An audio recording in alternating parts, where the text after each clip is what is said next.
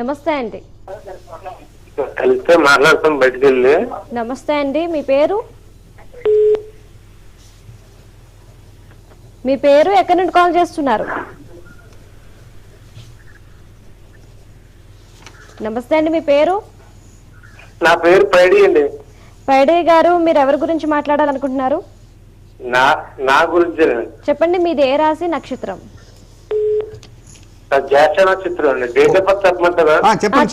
చెప్పండి. Date of birth ఉంటే మరి 1957 6వ నెల 6:45 6 నెలలు అన్నారు. డేట్ పోయింది. డేటు 12వ తారీఖు.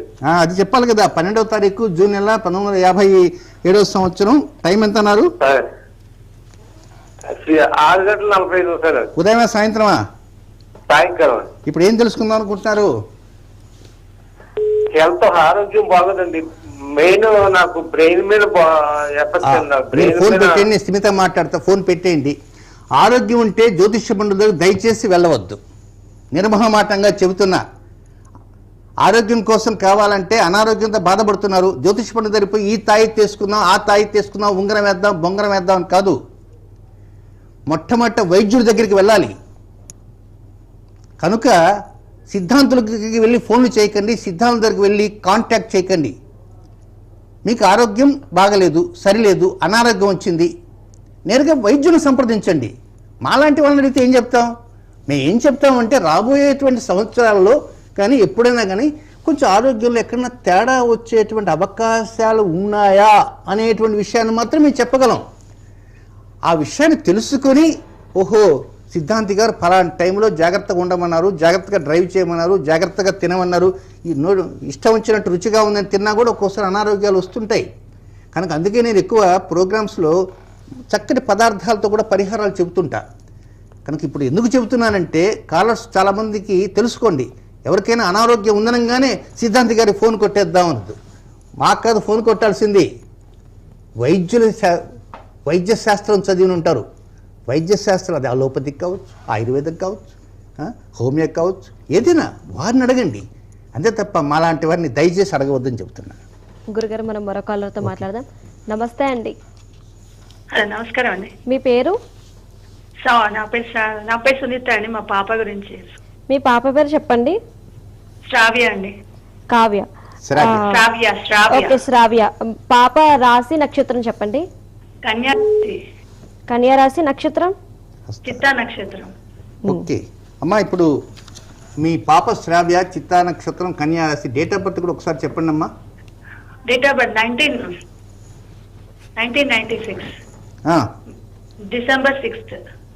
6 డిసెంబర్ 1996. టైం 3:05 అండి, మధ్యాహ్నం. అమ్మా, ఇప్పుడు మీ శ్రావ్యని గురించి ఏం తెలుసుకుందాం అనుకున్నారు? మా పాప పెళ్లి అండి. ప్రయత్నిస్తున్నాం కానీ కుదరట్లేదు. అందుకని ప్రయత్నాలు చేసి దరిదాపులు వచ్చి కూడా ఏమైనా క్యాన్సిల్ అవుతున్నాయా? అసలు రాకుండానే అట్టించట్టే పోతున్నారా?